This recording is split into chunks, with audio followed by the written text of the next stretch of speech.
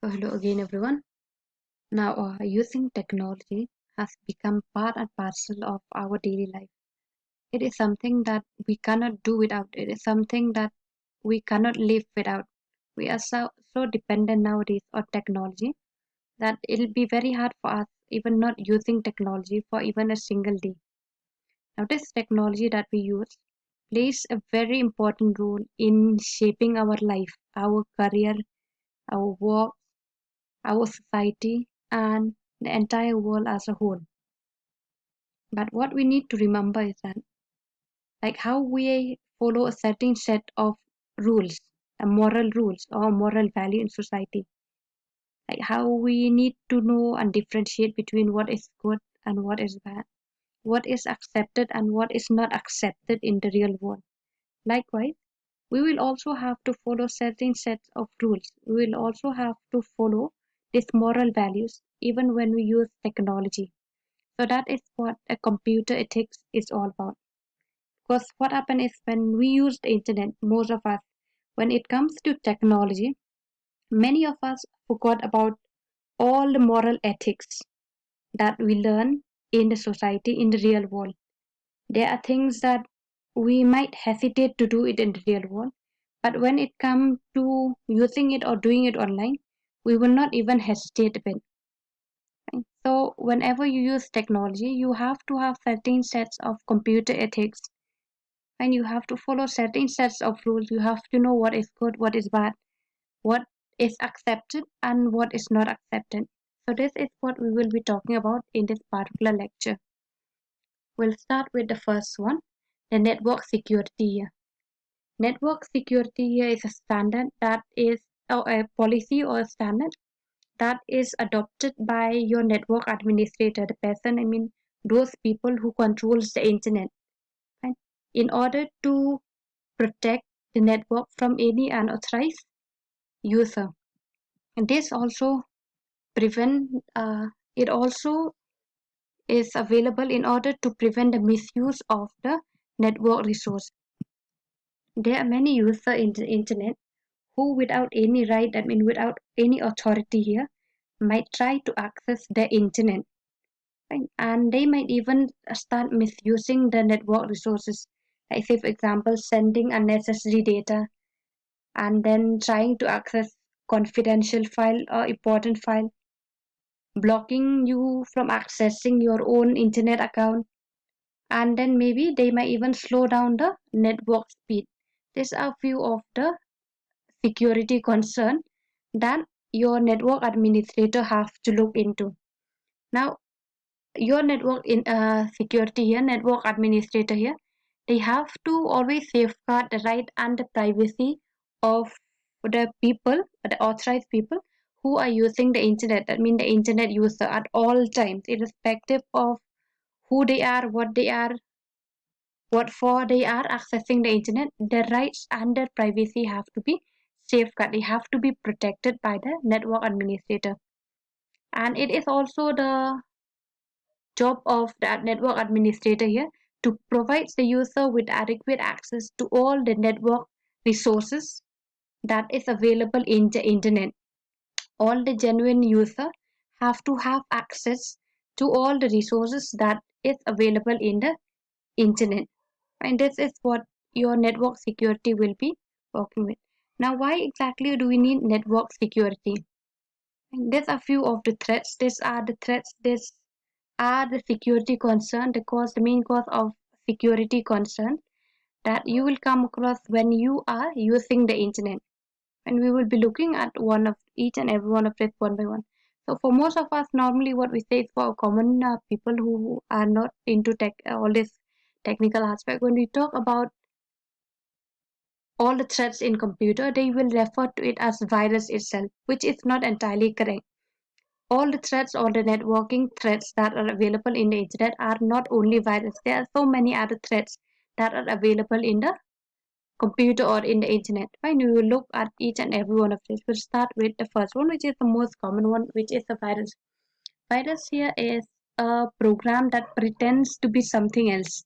So what normally do is when you try downloading say something or when you have a file, fine, and you try to copy it from one location to another location, this particular program, when we say program, I mean it is being developed by someone, fine, it is a code, it is a set of instruction or a coding that has been written by someone. So this particular program, they attach themselves to a genuine program, to an actual program, right? They will just attach. Say for example, if you want to copy a Python software, so what will do is they will attach themselves along with your this program, your this software. You will not know that an extra attachment has been made, has been added into the program. So what you do is you download that.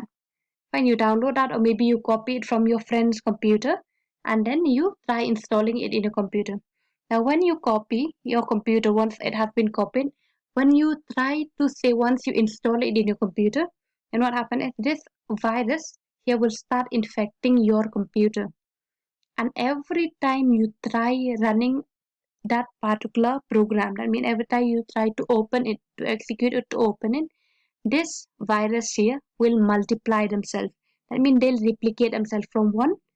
Every time you run it, they'll become double. From 2, they'll become 4. They 4, they'll become 8, and so on. They will multiply themselves every time you want to, every time you open that infected file. What happens is when you install a software, you will not know that there is a virus in it. Right? So what you do is you open it. Once you install it, you start opening it.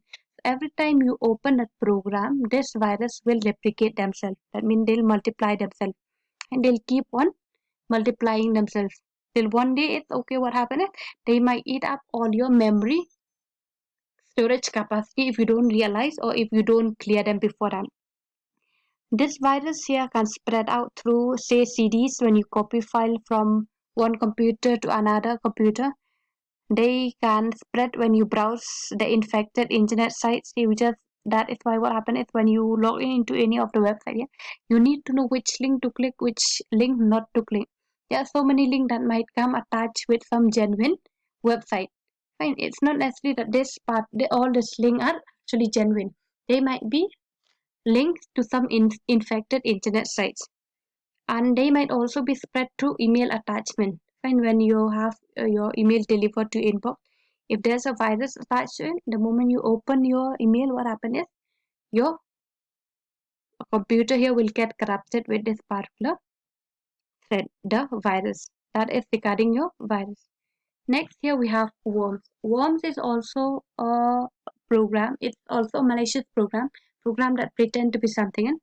But unlike that of a virus, it does not need to attach itself to a program. Remember, in case of a virus, until unless you copy file from an infected computer, or until unless you download something to your computer, right, the virus will not get to enter your computer. Whereas in case of a worm, right, worms enter your computer when you are connected to an internet. Say for example, if any of your antivirus program or maybe your firewalls is out to date, I mean it's not functioning properly. So worms, what they try to do is they try to find the vulnerability in a network, in the network channel, that means in your communication channel.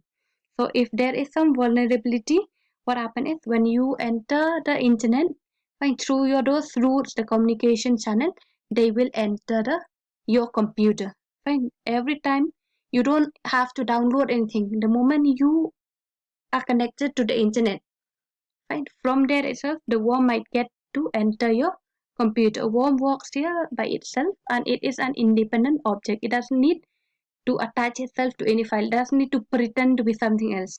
It uses security holes in a computer network to replicate itself. It copies itself to the vulnerable machine. That means we try to connect to the internet. It copies itself, replicate itself, and then comes to your computer. And then there it will start replicating itself. See here, virus is not very dangerous when you compare it with that of a worm. But worms will always affect your computer in some way or the other. Virus, it might just eat up your memory space, but in case of a worm, it will do some or the other harmful effect. It will always have some or the other harmful effect on your computer. Next one here is a Trojan horse. Trojan horse, if you remember that Greek story, right, where you have a Trojan horse. where what happens is the enemy will enter into the horse and they'll pretend to give the horse as some sort of a sacrifice. The same thing here. Fine. Here what we have is we have this particular thread here act as a Trojan horse. That means it acts as something that is actually good, that is genuine. But inside this, what happens is there will be some security threats. So your Trojan horse here cannot be considered as an actual threat, but they act as a carrier of threats. They are the one that carry those security threats into your computer. They are not the threat themselves, but they act as the carrier. They are the one that carry the threat to your computer. This Trojan horse will trick the user into installing them by appearing to be the legitimate program. Once you install this particular thread here, what happens is they'll start stealing password. Fine, they'll go directly to your web server and they'll start stealing password, your user ID. They can even capture keystrokes, find out what exactly you have been typing. That means what are the common key that you have been typing, what are the words, what are sentences that you normally or you commonly type from your keyboard. But unlike that of the worm and the virus, this one does not multiply themselves. Fine, they are there, they steals all the information data, all the confidential data, but they does not multiply themselves. Next one is the spam. Spam is very common. Fine, in your, not only when you're connected to the internet, just in your inbox, in your normal computer, in your normal messages, what happens is you get flooded by so many unwanted or unnecessary messages and emails. Right? Even if you check your mails. Fine, so these unwanted messages or mails are referred to as spam. They are not exactly the security threat compared to the that of the other three that we have discussed. But here, when you have too many unwanted messages, when the network is flooded with all these messages, right? What happens is they will eat up a lot of network bandwidth. And what happens is they might even prevent the actual traffic, the actual networking data or the packet that you transmit from using the network. And at the same time, they'll eat up a lot of memory space, fine, even in your inbox. There will be so many unwanted messages that you have to keep on deleting them. Otherwise, what happens is your phone will start becoming very, very slow. Other than that, we have this concept, the hacking and the cracking. We'll start with hacking first. Whenever anyone, any unauthorized user, any person that doesn't have the rights to access your computer or to use the computer, this process of accessing your computer without any authority will be referred to as a hacking. So any unauthorized access to your computer will be referred to as a hacking. The person that is involved in doing this is referred to as a hacker. Fine, hacker is someone what you've been hearing, right? When you're very you like this is a very common word. So hacker here always access the computer without the intention of destroying data or maybe little bit doing some harmful small harm to the computer. So normally a hacker is someone who have a very good programming skill. Right? So they want to do? They always want to prove themselves. They don't always want to tell the world that they are very good at a particular programming skills. So what happened is, say for example, a government website in which is said that it is very secure. So what they do is they break into it, they hack into it, just to make a point that this particular website is not secure. They might not do anything, they might not damage the system, fine. But in order just to prove a point, they might try to hack into the system just to say that okay, this is the security threat in your computer. Your website is not a very secure. A hacker here always engage themselves in harmless technical experiment, and they're always experimenting with all the networking security that is being implemented.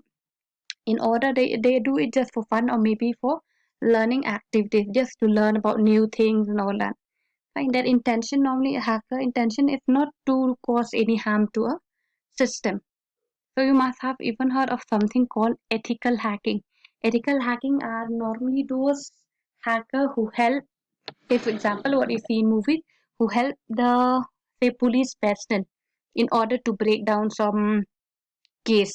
Fine, they help the police, they do hacking, but in a good way. But unlike them, what we have is we have another type of accessing unauthorized access of a computer. That concept is called as a cracking. Find a